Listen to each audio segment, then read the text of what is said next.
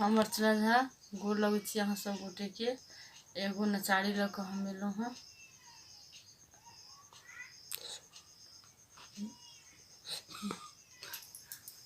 गोर लागे छी हम कविता झा। धन्यवाद।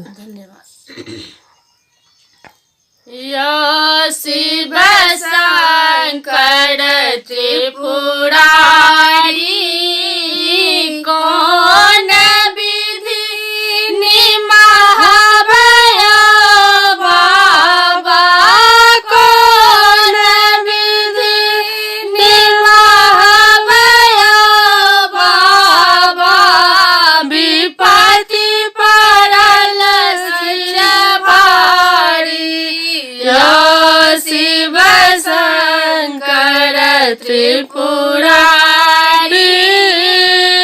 कौन विधि निमहावय बाबा कौन विधि निमहावय बाबा विपत्ति पड़ल अछि भारी या शिव शंकर त्रिपुरारी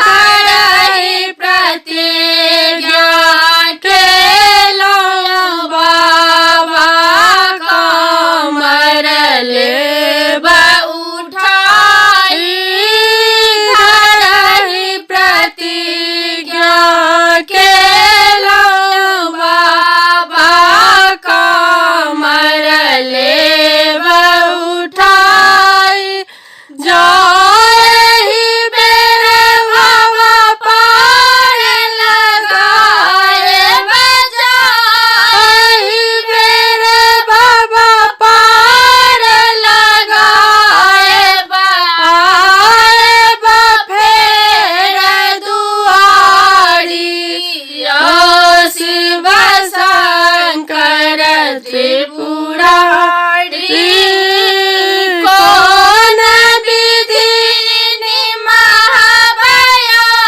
बाबा कौन विधि निमहावय बाबा विपत्ति पड़ल अछि भारी या शिव शंकर त्रिपुरारी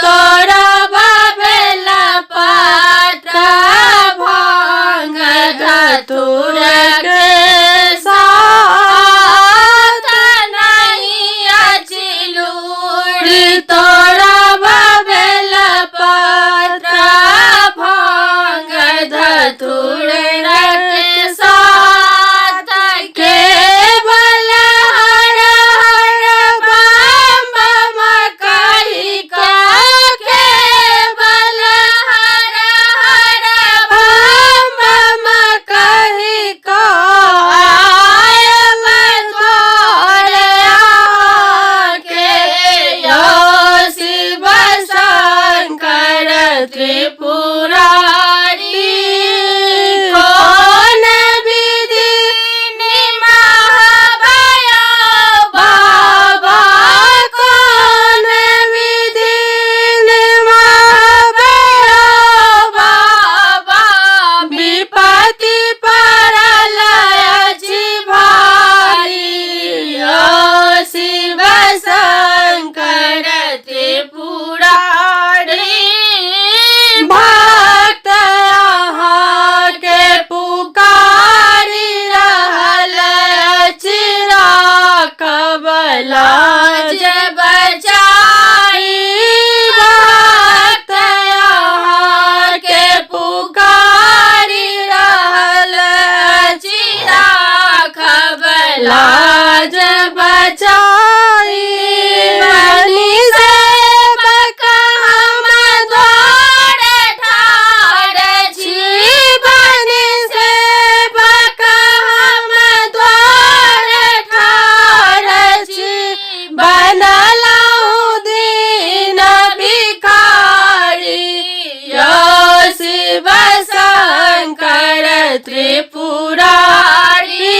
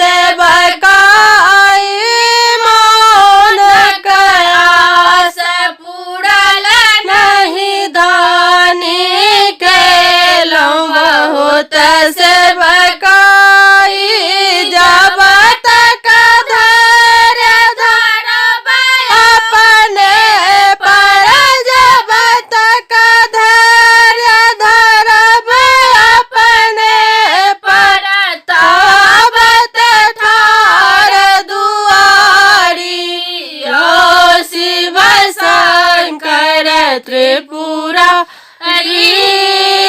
कौन विधि महाभय बाबा कौन विधि महाभय बाबा विपत्ति परल अछि भारी यो शिव शंकर त्रिपुरारी। धन्यवाद। जय मिथिला। जय मैथिली।